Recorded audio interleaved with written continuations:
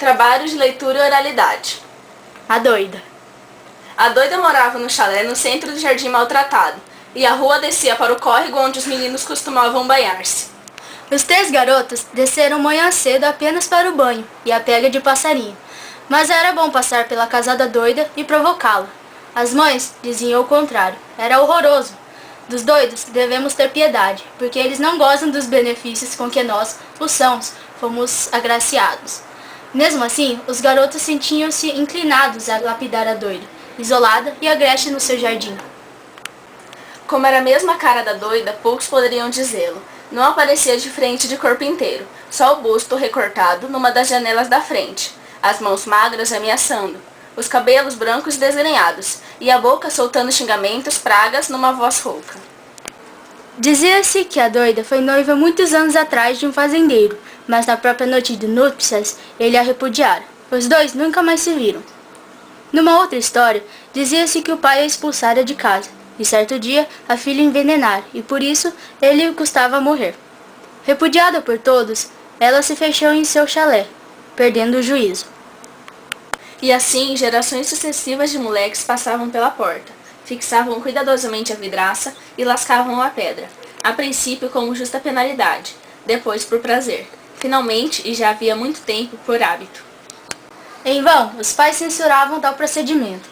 Quando meninos, os pais daqueles 3 tinham feito o mesmo, com relação à mesma doida.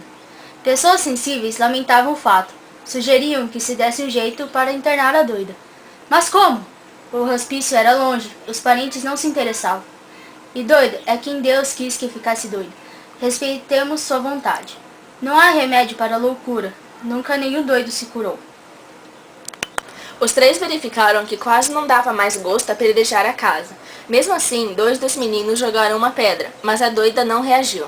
O terceiro, cheio de coragem, resolveu invadir o jardim.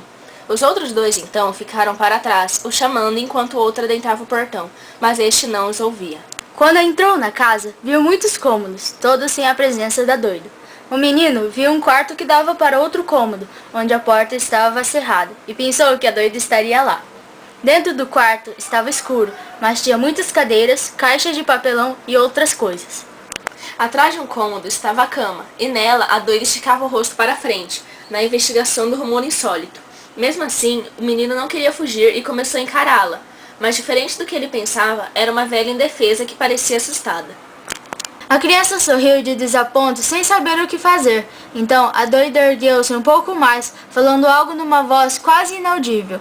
Ele acreditava que não era um xingamento, por isso todo o desejo de maltratá-la se dissipou. Ele se aproximou dela e ela mais uma vez balbuciou a mesma palavra. Talvez pedisse água. Ele encheu o copo que estava no criado e estendeu-o.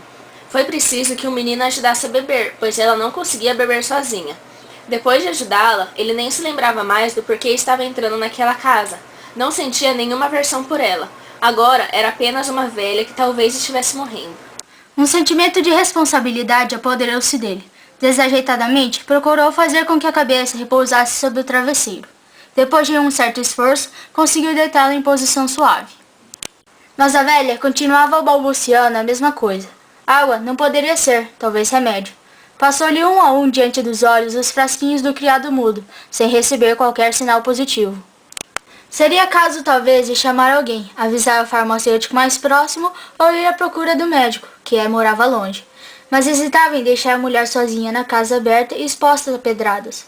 E tinha medo de que ela morresse em completo abandono, como ninguém no mundo deve morrer. Tropeçando nos móveis, arrastou com esforço o pesado armário da janela, desembaraçou a cortina e a luz invadiu o depósito onde a mulher morria. Com um ar fino veio uma decisão. Não deixaria a mulher para chamar ninguém. Sabia que não poderia fazer nada para ajudá-la, a não ser sentar-se à beira da cama, pegar-lhe as mãos e esperar o que ia acontecer.